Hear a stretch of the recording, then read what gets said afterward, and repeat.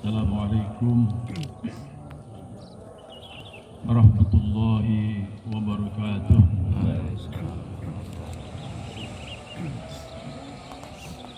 Alhamdulillah.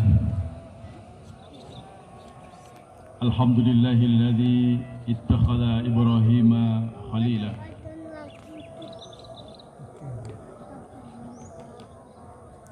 Walhamdulillahilladzi anzala al-'aida ضيافة للأنام وجعله من أكرم مشاعر الإسلام. أشهد أن لا إله إلا الله البر الكريم والرؤوف الرحيم، وأشهد أن محمدا عبده ورسوله وحبيبه وخليله الهادي إلى صراط المستقيم.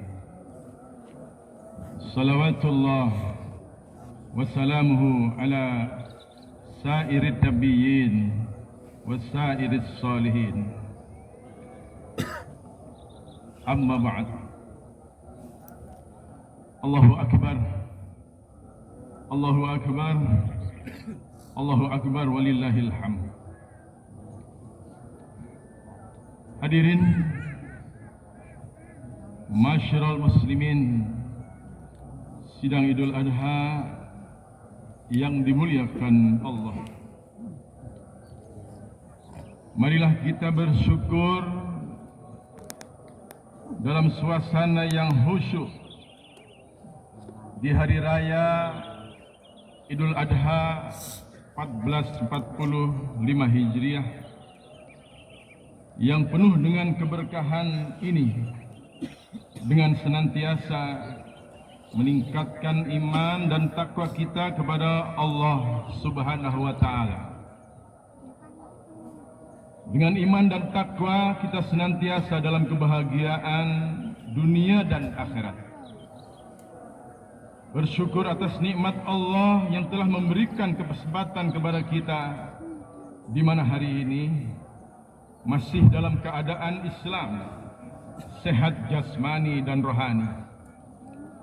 Di saat kebahagiaan dari sebagian saudara kita yang sedang berada di tanah suci untuk menyelesaikan muktamar internasional ibadah haji, walaupun tahun ini terjadi perbedaan hari raya, tapi kita hormati karena memang wilayah hukmi ataupun matlak di Indonesia dan Arab Saudi ada perselisihan waktu 4 jam. Kita berdoa semoga jamaah yang mendapatkan panggilan Allah semuanya 1257 yang merupakan wakil dari Kabupaten Tegal dan seluruh jamaah haji Indonesia 241.000 serta jutaan jamaah haji, semuanya memperoleh predikat haji yang mabrur dan hajjah yang mabrurah dan mendapatkan pahala di sisi Allah Subhanahu wa Ta'ala. Sebagaimana kita ketahui bersama, dalam Islam terdapat 2 hari raya yang telah dijelaskan dalam wahyu Al-Quran beserta tanda-tandanya.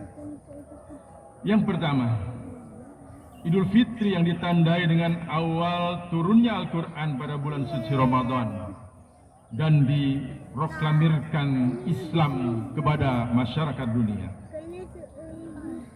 Kemudian yang kedua, Idul Adha yang ditandai dengan berakhirnya wahyu Al-Quran pada tanggal 9 Dzulhijjah, di saat baginda Rasul Shallallahu Alaihi Wasallam berada di padang Arafah dengan turunnya surat Al-Maidah ayat 3, Al-yawma akmaltu lakum dinakum wa atmamtu alaikum ni'mati wa raditu lakumul islama dina. faman ittara fi mahmasatin ghaira mutajanifil itsm fa innallaha ghafurur rahim. Pada hari ini telah aku sempurnakan agama untukmu, dan telah aku cukupkan nikmatku bagimu, dan telah aku ridhoi Islam sebagai agamamu. Ayat di atas mengandung pelajaran yang dapat kita ambil hikmahnya sebagai pengikut beliau baginda Rasul sallallahu alaihi wasallam. Yang pertama, Islam adalah agama samawi yang menyempurnakan agama-agama sebelumnya yang telah diturunkan oleh Allah dengan segala kesempurnaannya. Hal tersebut menjadi kenyataan yang tidak dapat dibantah oleh siapapun sepanjang zaman hingga akhir kehidupan kita kelak. Pengertian tersebut mengandung sebuah konsekuensi logis bagi umat Islam untuk bertanggung jawab bahwa umat Islam harus memiliki kesanggupan memahami Islam secara kafah dan tentu tidak sepotong-potong. Kemudian yang kedua, bahwa Islam adalah inti dari semua nikmat Allah Subhanahu wa taala kepada umat manusia yang harus dipertahankan sampai akhir hayat. Bahkan firman Allah Subhanahu wa taala menyatakan nikmat yang sesungguhnya adalah apabila seorang meninggal dalam keadaan Islam. Allah Subhanahu wa taala berfirman dalam Ali Imran 102, "Ya ayyuhalladzina amanu taqullaha haqqa tuqatih wa la tamutunna illa wa antum muslimun." Wahai orang-orang yang beriman, bertakwalah kepada Allah dengan sebenar-benar takwa kepadanya, dan janganlah kamu mati kecuali dalam keadaan Islam. Kemudian yang ketiga, bahwa ridha Allah Subhanahu wa taala adalah Islam. Maka siapapun yang hendak mendapatkan ridhonya, maka dia harus berislam, yakni beriman dengan mengakui keesaan Allah dan tiada sekutu baginya. Itulah kiranya kita sering dianjurkan untuk berdoa, raditu billahi rabba wa bil islami dina wa bi Muhammadin sallallahu alaihi wasallam rasulan wa nabiyya wa bil Qur'ani hukma wa imama. Aku ridha Allah sebagai Tuhanku, Islam sebagai agamaku, Muhammad sebagai Rasul dan Nabi panutanku, dan Al-Quran sebagai dasar hukum dan imamku. Allahu Akbar, Allahu Akbar walillahil hamd. Bulan Dzulhijjah adalah bulan yang mengandung ibrah sebagai dasar syariat ibadah yang dijelaskan dalam Al-Quran melalui kisah Nabiullah Ibrahim alaihissalam pada haji dan kurban. Kisah tersebut sebagaimana perintah Allah kepada beliau Nabiullah Ibrahim alaihissalam yang tertuang dalam An-Nahl 123.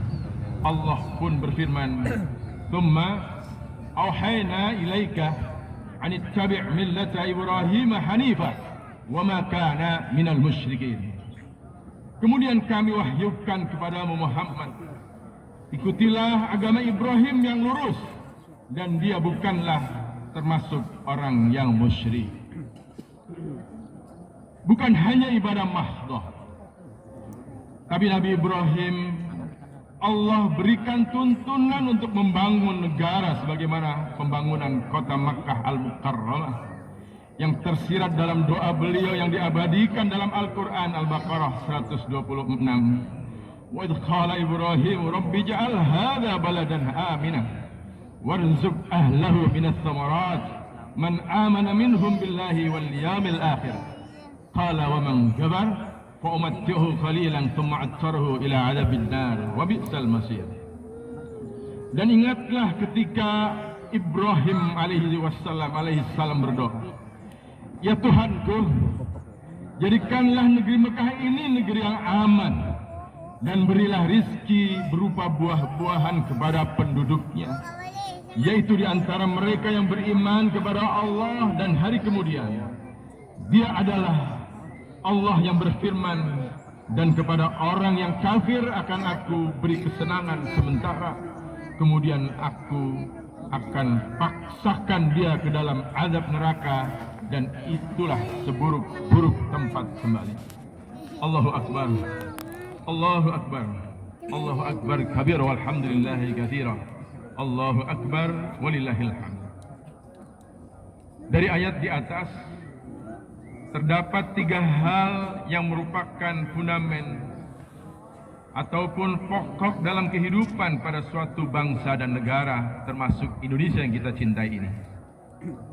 Pertama, adanya keimanan yang kuat pada suatu masyarakat dan bangsa, akan terciptanya kehidupan yang tenang dan ketentraman. Namun apabila suatu masyarakat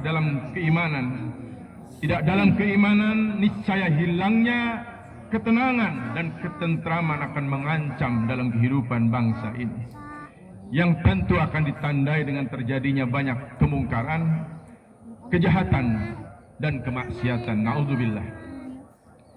Kemudian yang kedua adalah, setelah ketentraman adalah keamanan, karena fungsi dalam pemerintahan dalam Islam adalah harasatuddin wassiyasah, jaminan untuk bisa mendapatkan keamanan dalam negerinya, dalam berpolitik, dan kenyamanan dalam ibadah. Kemudian yang ketiga adalah tentu kecukupan ekonomi, karena kadal faqru ayakuna kufran. Hampir-hampir kefakiran itu pasti akan membawa manusia kepada kekufuran. Allahu Akbar, Allahu Akbar, walillahil hamd. Ketentraman, keamanan, dan kecukupan ekonomi adalah bagian penting dalam suatu peradaban masyarakat dan bangsa yang harus diperjuangkan. Dengan penguasaan pada ketiganya, peningkatan ilmu pengetahuan dengan dasar iman dan takwa dapatlah diwujudkan. Perwujudan tersebut akan hadir dari jiwa-jiwa yang cerdas, yang siap bekerja keras dan ikhlas, kemudian tuntas dalam menjalankan tugas-tugas kemuliaan. Karena itulah Rasulullah Shallallahu Alaihi Wasallam bersabda, orang mukmin yang kuat lebih aku cintai daripada orang mukmin yang lemah. Hadis riwayat Muslim. Kecerdasan, kerja keras, dan kecakapan dengan fondasi iman akan menghantarkan bangsa dan masyarakat yang senantiasa akan Allah cintai dalam kehidupannya. Karena mereka akan memaksimalkan waktu mereka untuk dunia, namun tidak lupa untuk beribadah kepada Rabb Allah sebagai Tuhannya. Dalam firman Allah surat Al-Insyirah 7:8 Allah berfirman, maka apabila kamu telah selesai dari suatu urusan, kerjakanlah dengan sungguh-sungguh urusan yang lain, dan hanya kepada Tuhanmu lah hendaknya kamu berharap. Fa idza farata fansab wa ila rabbika farghab. Keimanan yang dijadikan fondasi oleh sebuah bangsa akan menghadirkan rahmat Allah Subhanahu wa taala berupa kemakmuran, kesejahteraan, keadilan, keamanan, dan ketentraman. Dan mudah-mudahan ini menjadi situasi yang akan terjadi di negeri yang mayoritas muslim ini. Allah Subhanahu wa taala kemudian berfirman dalam Al-A'raf ayat 96, "Walau anna ahlal qura amanu wattaqaw la fatahna 'alaihim barakatin minas sama'i wal ard walakin kadzdzabu fa akhadnahum bima kanu yaksibun." Dan sekiranya penduduk negeri bisa beriman dan bertakwa, pasti kami akan limpahkan kepada mereka berkah dari langit dan bumi. Tetapi ternyata mereka mendustakan ayat-ayat kami, maka kami siksa mereka sesuai dengan apa yang telah mereka perbuat. Dasar-dasar keimanan sebagaimana tersurat dalam Al-Quran telah sangat jelas bagi kita untuk mencapai kesejahteraan bangsa dan masyarakat dalam bingkai bangsa dan negara. Kebersamaan dalam mewujudkan diperlukan sebagai bagian dari ukhuwah Islamiyah dan ukhuwah basyariyah. Allahu Akbar. Allahu Akbar walillahil hamd. Cerminan ketaatan iman dan ketakwaan dari beliau baginda Nabiullah Ibrahim alaihi salam juga tercermin ketika beliau menjadi seorang ayah dari Ismail alaihi salam yang juga sangat taat kepada Allah sebagai anak ayahnya. Manakala Ibrahim alaihi salam mendapatkan perintah yang sungguh sangat berat, menyembelih anak semata yang sangat disayanginya pada saat itu, yaitu Ismail. Tetapi keduanya demi cintanya kepada Allah, perintah yang sangat berat untuk menyembelih anaknya tetap dilakukan dengan penuh kesungguhan dan kesabaran. Allah Subhanahu wa taala berfirman dalam As-Saffat ayat 102, "Falamma balagha ma'ahu as-sa'i qala ya bunayya inni ara fil manami anni adbahuk fanzur madza tara qala ya abati if'al ma tu'mar satajiduni insyaallah minas sabirin." Maka ketika anak itu, yaitu Ismail, sampai pada umur sanggup untuk berusaha bersama ayahnya Ibrahim, Ibrahim pun berkata, "Wahai anakku, sesungguhnya aku bermimpi bahwa aku menyembelihmu. Maka pikirkanlah bagaimana pendapatku ya anak yang saya cintai." Tapi Ismail menjawab dengan begitu tegar, "Wahai ayahku, lakukanlah kalau itu adalah merupakan perintah dari Tuhanmu ya Allah. Insya Allah engkau akan dapatiku termasuk anak yang sabar demi kemuliaan keluarga kami." Peristiwa dalam ayat ini dapatlah diambil hikmah bahwa ajaran Islam memberikan anjuran kepada umat manusia agar bisa mengorbankan segala kepemilikan, bahkan sesuatu yang paling dicintai sekalipun, hanya untuk memenuhi cinta kita kepada Allah melampaui cinta kita kepada siapapun dan apapun. Pengorbanan dalam arti luas sebagai suatu masyarakat adalah dengan memiliki kesediaan untuk mengorbankan waktu, harta, dan raga untuk kepentingan sesama manusia. Allah Subhanahu wa taala kemudian berfirman, "Lan tanalul birra hatta tunfiqu ma tuhibbun wa ma tunfiqu min syai'in fa innallaha bihi alim." Kamu semua tidak akan pernah memperoleh kebajikan dari Allah sebelum kamu menginfakkan sebagian harta yang kamu cintai, dan apapun saja yang kamu infakkan, tentang hal itu sungguhnya Allah Maha mengetahui. Ali Imran 92.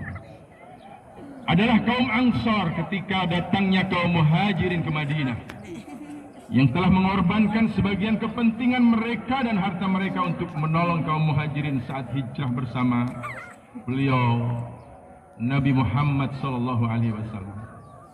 Meskipun diketahui bahwa kaum Ansar dalam keadaan serba keterbatasan pada saat itu, tapi keterbatasan tidak bisa menghambat semangat persaudaraannya untuk bisa menolong saudaranya dengan segala kemampuan yang dimiliki.